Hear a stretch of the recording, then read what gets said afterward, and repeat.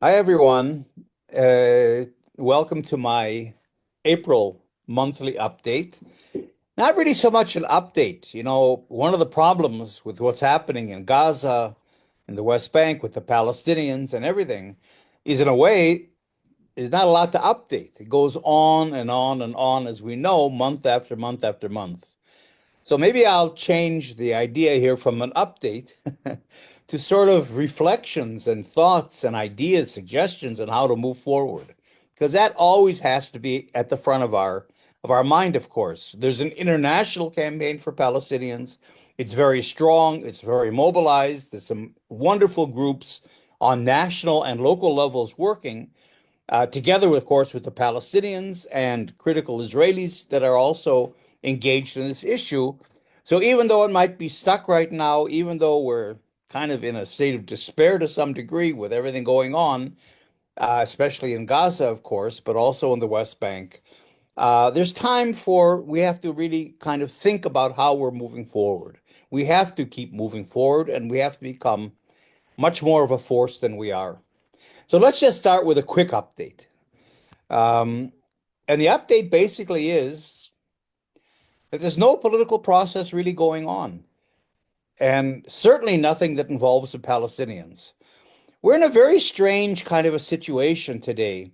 Um, the old world that I grew up with, at least, in the 60s and so on, in a way before neoliberalism. You had a world in which there were issues, there were ideologies, you were fighting about something, and so you could get a handle on it, and there were counter forces, and you could have alternative ideologies, alternative actions. There was organizing, there were labor unions in those days. Um, there were left forces, there were other forces, and then we got into neoliberalism, of course, in the late 70s and on until today, which really flattened everything out. No more ideologies, very little organization. Everything became me, the consumer, and that made things much more difficult. But now we're entering into an even more difficult uh, um, political stage, if you want to put it that way, that some people are calling techno-fascism. There's a lot of discussion around this term, but the idea really is it's not neoliberal anymore. Everything is transactional. Everything's a deal. The world's being run by billionaires. Certainly, the United States is being run by billionaires, or what Bernie Sanders calls the oligarchs, that also run Russia and China and India and a lot of the rest of the world. And in that kind of a world, there isn't even the idea of markets. Even in neoliberalism, there was some politics because you wanted to enlarge markets, you wanted to penetrate markets, you had competition for markets, and so on. It was a global neoliberal system. Today, with technofascism, there are no more markets. When you go to Amazon, Amazon has captured that market. Temu or Alibaba or other big corporations in China have, in a way, conquered or taken a good part of that mail order as sort of a market, and in other industries as well. Apple and Google and so on. So that basically what we have is capturing markets, and when you capture something, everybody else is the enemy, and you can see that, of course, in Trump's rhetoric. I don't know if he understands it, but in Trump's rhetoric, of course, the whole world is our enemy because America first. But in some ways, you could replicate that in other countries as well, among other billionaires. So we're really living in a corporate state because the state is a necessary vehicle, especially militarily and financially, for moving ahead corporate interests. So there's this corporate state that you see very much emerging in the U.S. that's really running the world. And in that kind of a system, it makes it even harder uh, for the Palestinians, oppressed peoples anywhere, working people, or actually anybody that has an issue that they're trying to deal with to move forward on anything. There's no leverage. There's nobody to turn to. There's no processes. There's no institutions. There's no ideologies. Everything is flattened and controlled by the state and corporations. And so, you know, my update would be there almost is no update because there's no political process. Trump is, of course, looks at Gaza, and he's repeated that, recently in the last couple of days as a piece of real estate. And he's willing, like with his tenants in New York, I'm sure the poor tenants that he displaced in the whole neighborhoods to build Trump Tower, he's willing to do that to Gaza. And of course, he wants the Nobel Peace Prize. So the idea of quieting down Gaza, on the one hand, clearing it for real estate, on the other hand, quieting it down, ending the genocide only for the purpose of creating an industrial quiet that would allow normalization with Saudi Arabia, that will win him the Peace Prize. As ridiculous as that, absurd as that sounds, that's really one of his motivating, ambitions, I think, more than anything political. It really doesn't interest him. His language is not political even. In terms of Netanyahu, same thing. Everything's going basically because he has a coalition that depends on keeping the war going. Now, he got a hit in the head the other day when he went to Washington, and Trump told him that we really have to end the fighting in Gaza because he wants to move ahead with normalization and so on. I'm sure that's a message Saudi Arabia and Egypt are sending him, and so basically Netanyahu might be forced, and there are negotiations now to go back to negotiations. I don't know about stage B of the ceasefire agreements that were already agreed upon, but it could be that Netanyahu is going to be forced to end the fighting. We'll see. I mean, nobody's in a hurry to do that. But the point is, the process is not political. Saudi Arabia, of course, is willing any day to sign with Israel. But again, it needs this industrial quiet, the pacification militarily of Gaza and the West Bank, the end of Palestinian resistance in order to be able to move forward. So that's really where we are. And the problem is, again, that how do we move this forward? How do we advocate? How do we really support the Palestinians in a way that really does move forward their political struggle? And we need a political program. And ICAHD, our organization, the Israeli Committee Against House Demolitions, is very much engaged with the Palestinian One Democratic State campaign in formulating a political program and moving it forward. We have to get to a critical mass of Palestinian support before we could really move forward as a movement. But that's slowly beginning to build. So that's happening. In the meantime, all of you abroad are left with advocacy, which is very important. Keeping Palestine on the map, of course, in a way, buying time for the Palestinians to organize and come together, because they're living under extremely repressive conditions. And it's not easy for them at all to come together behind a political program. So we have to kind of give them that space.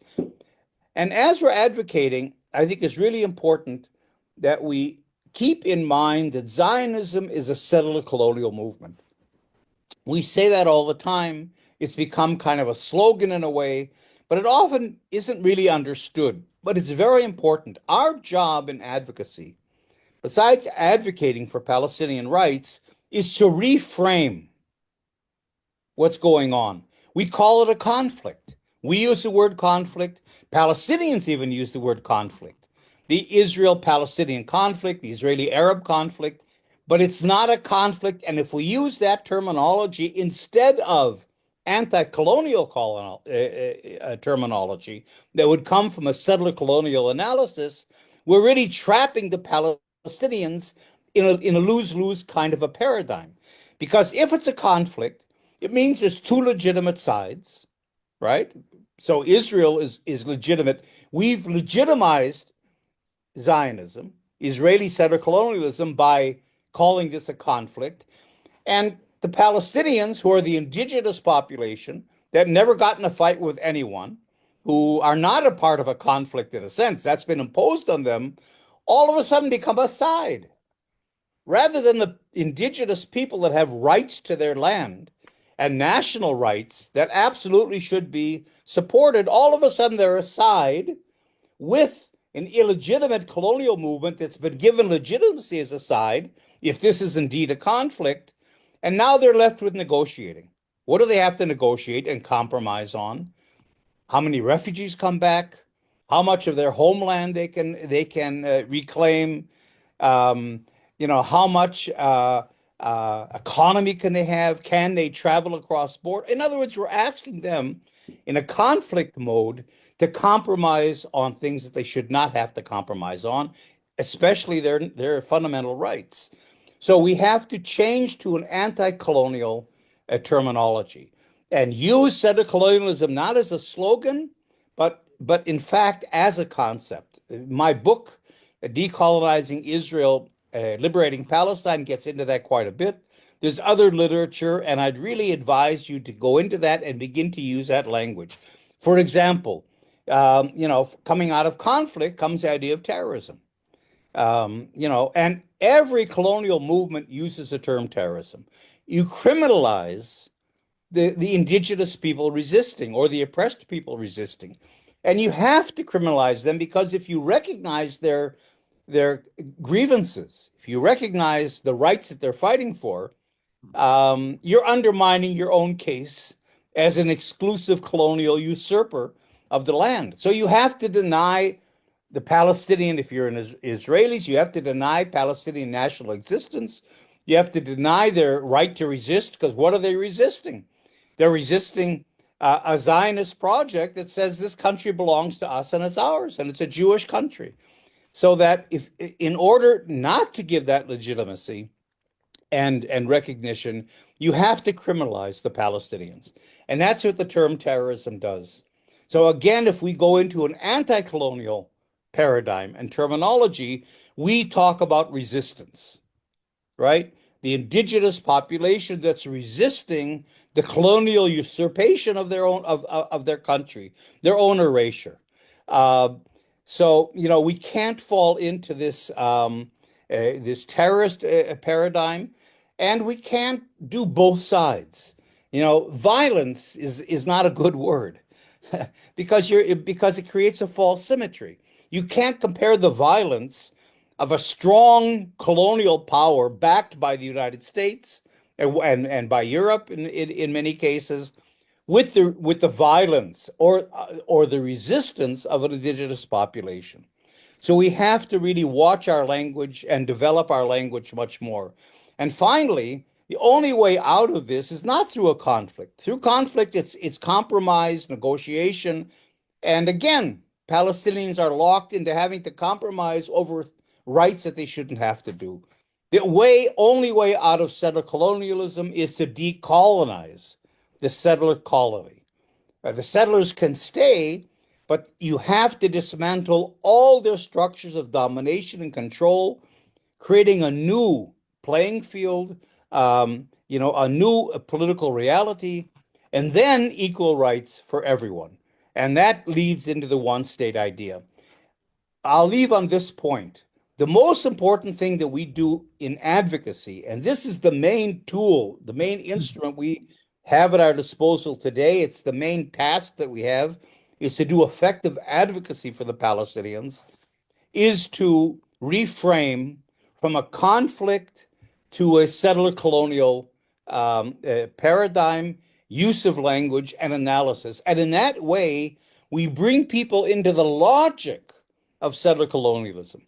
I've been right, I have to say modestly, all these years about what's happening. I did maps 30 years ago that show what's happening today.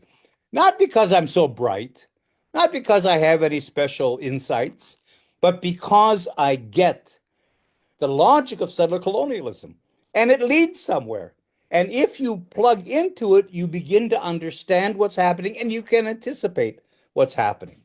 And so I think we have to bring settler colonialism much more into our advocacy efforts than we have until today. I'll leave it at that. Food for thought. You can always contact me through the ICAHD website, which is a great source of resources, ICAHD, ICAHD.org. And I'd be happy to be a part of an ongoing discussion on all these issues. So for April, Be well, and let's see what we can do until May. Bye.